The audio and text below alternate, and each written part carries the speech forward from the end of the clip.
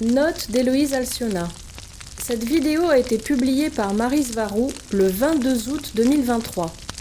Par la suite, Maryse semble avoir pris l'initiative de supprimer elle-même cette vidéo de sa propre chaîne, probablement pour parer à une éventuelle censure et protéger sa chaîne. Elle a d'ailleurs fait la même chose avec la vidéo sur les incendies à Maui, qu'elle a également supprimée par la suite.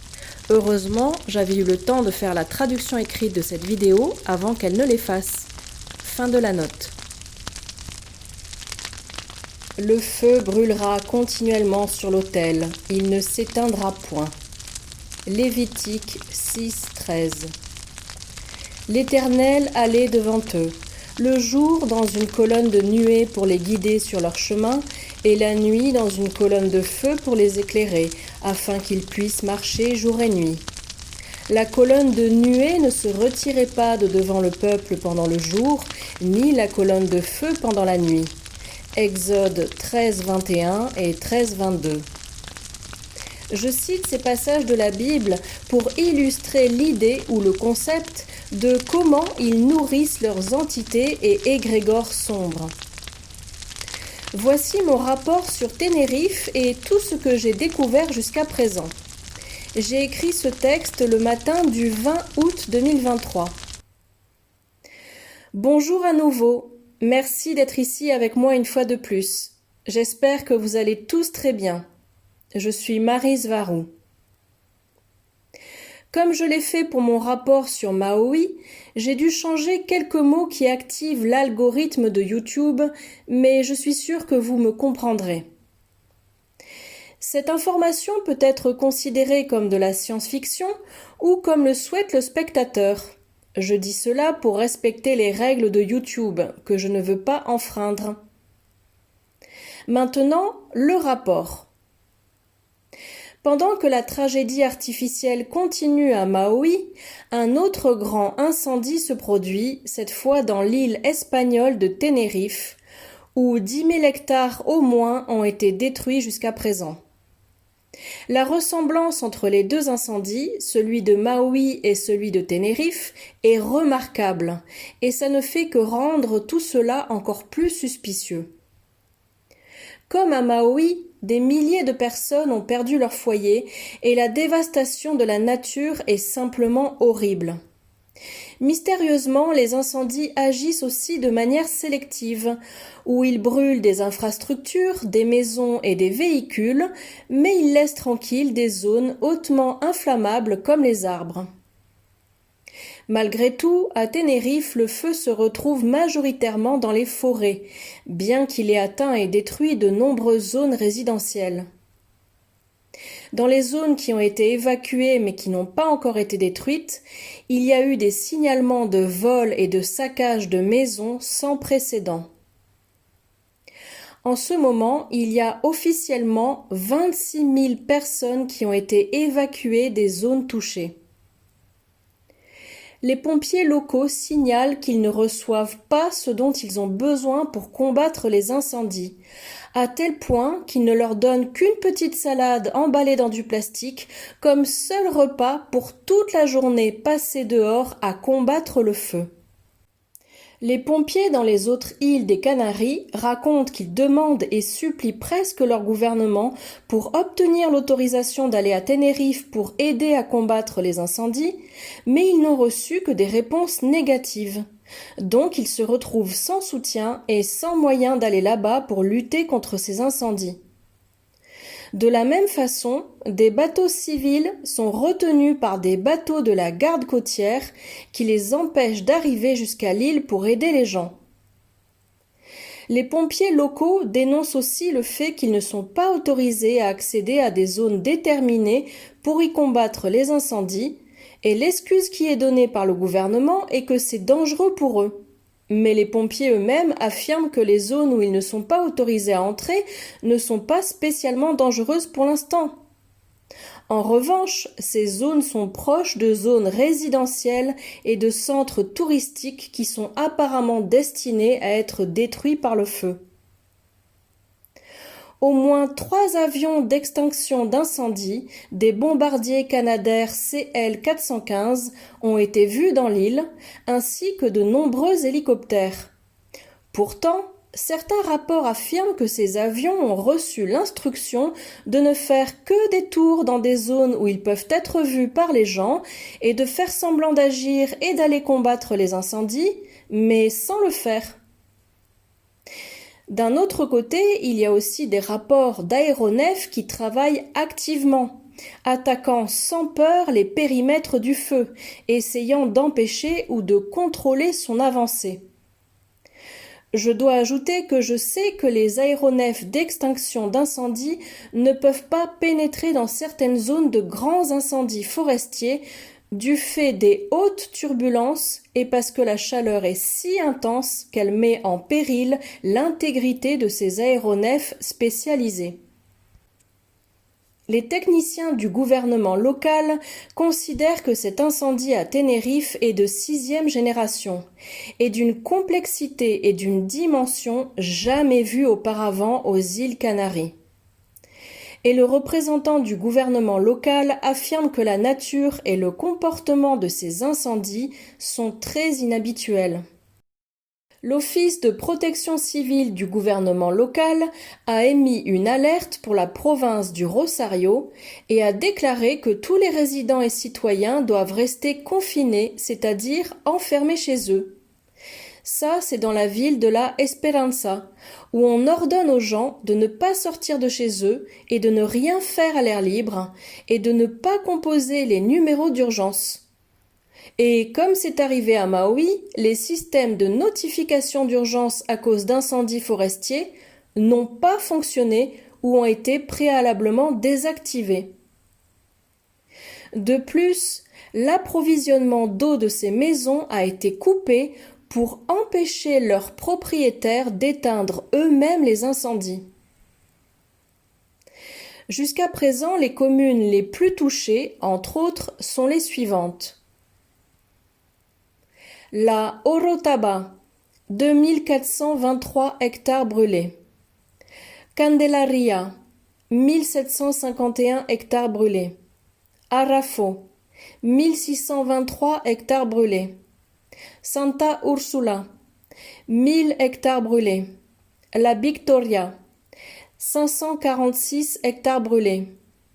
El Rosario, 516 hectares brûlés. El Sausal, 235 hectares brûlés. La Matanza, 194 hectares brûlés.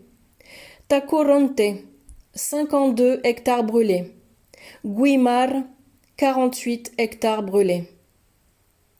Nous avons réussi à détecter que les points de départ des incendies, aussi bien de Maui comme de Tenerife, sont tous alignés, c'est-à-dire en ligne droite et à la même distance entre eux, ce qui constitue une preuve irréfutable que ces feux ont été provoqués artificiellement.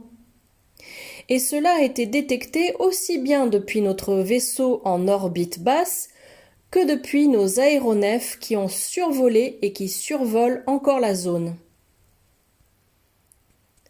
Mon groupe du Toleka en conclut que ces 2 incendies, à Maui et à Tenerife, ont été provoqués de manière artificielle en utilisant des drones avec des lance-flammes, ainsi qu'avec des lasers d'énergie et des armes à plasma dirigées. Ces armes dépassent de loin la compréhension de la personne moyenne. Toutefois, elles sont exposées publiquement dans les principaux médias, mais comme étant des systèmes d'armes exotiques et futuristes. Pourtant, ce n'est pas de la science-fiction. La cible militaire aujourd'hui est la population civile. Leur objectif est de détruire la société actuelle et d'en recommencer une autre depuis zéro, qui sera très contrôlée, afin d'imposer le gouvernement mondial unique. Et même s'il est déjà établi, ils doivent changer la mentalité des personnes restantes pour qu'elles se conforment et s'adaptent aux nouvelles règles sans opposer de résistance. Et pour cela, Ils doivent effacer le passé et la mémoire du peuple.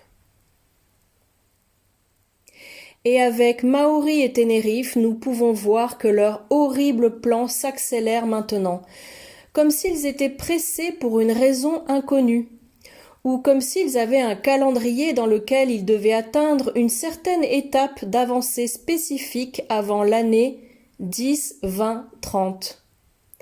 Éliminez le 10 de votre tête, car je l'ai placé devant pour embrouiller les algorithmes de YouTube. La première chose que les gens doivent comprendre, c'est que les gouvernements qui contrôlent la Terre sont tous des branches d'un autre gouvernement plus grand qui opère dans l'ombre, que nous avons tendance à appeler la Kabbale. Bien que cela soit ridiculisé parce que les gens supposent qu'il s'agit d'une théorie provenant de fous complotistes.